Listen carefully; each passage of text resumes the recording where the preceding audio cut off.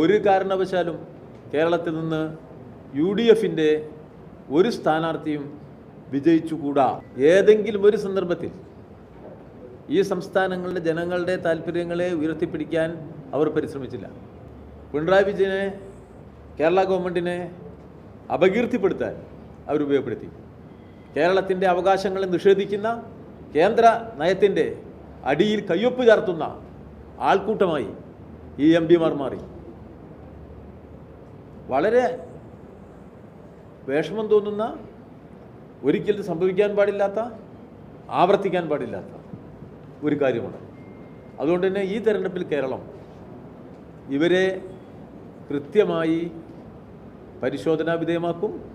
ഒരു കാരണവശാലും കേരളത്തിൽ നിന്ന് UDFൻ്റെ ഒരു സ്ഥാനാർത്ഥിയും വിജയിച്ചുകൂടാ എന്നത് ഉറപ്പാക്കാനാണ് ഈ തെരഞ്ഞെടുപ്പിൽ കേരളീയ ജനത മുൻകൈയെടുക്കുക എന്ന ഉറച്ച വിശ്വാസം ഇടതുപക്ഷ ജനാധിപത്യ മുന്നണിക്ക്.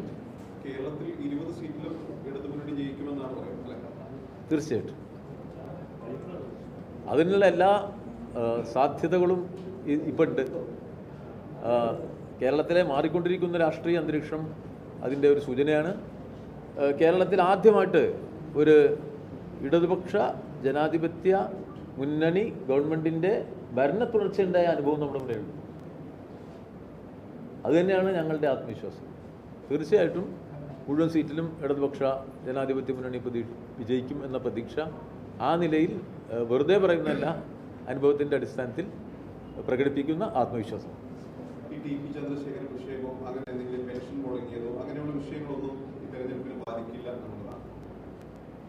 അല്ല, അതൊക്കെ നിയമപരമായ കാര്യങ്ങൾ നിയമപരമായ വഴിക്ക് പോകുന്നതാണ്. അതിലൊന്നും ഞങ്ങളതിൽ ഭാഗവാക്കല്ല. നിങ്ങൾ പറഞ്ഞ കാര്യമുണ്ടല്ലോ, അത് ഞങ്ങളുടെ പാർട്ടി അതിൽ ഭാഗവാക്കല്ല. ഞങ്ങളുടെ പാർട്ടിയെക്കുറിച്ചാണെങ്കിൽ ഞങ്ങൾ ഭാഗവാക്കായ ഒരു വിഷയമേ അല്ല അത്. പിന്നെ കേരളത്തിലെ സാമൂഹ്യ ക്ഷേമ പെൻഷൻ അത് കൊടുക്കുന്നതിൽ മറ്റാരേക്കാളും താല്പര്യം ഞങ്ങൾക്കാണ്. ഞങ്ങൾ പ്രതിനിധാനം ചെയ്യുന്ന ജനവിഭാഗമാണ് അവർ. അവരുടെ കരുത്തിലാണ് ഞങ്ങൾ നിലനിൽക്കുന്നത്. അതുകൊണ്ട് അതിൽ കുറവ് വരുമ്പോൾ അതെന്തുകൊണ്ട് എന്ന് നല്ല വ്യക്തത ഞങ്ങൾക്കുണ്ട്. കേന്ദ്രം സ്വീകരിക്കുന്ന കേരളത്തോടുള്ള അവഗണനയുടെ ഭാഗമായിട്ടാണ് പാവപ്പെട്ട മനുഷ്യർക്ക് ഈ എല്ലാ അവകാശങ്ങളും നിഷേധിക്കപ്പെട്ടിരിക്കുന്നത്. അതുകൊണ്ട് അവരെ കുറ്റവിമുക്തമാക്കാം എന്നാരെങ്കിലും കരുതണ്ട. അവരെ കുറ്റവിമുക്തമാക്കാനുള്ള പരിശ്രമത്തെ ആ പാവപ്പെട്ട ജനവിഭാഗങ്ങളെ ഒരുമിപ്പിച്ച് നിർത്തിക്കൊണ്ട് ഞങ്ങൾ പ്രതിരോധിക്കും.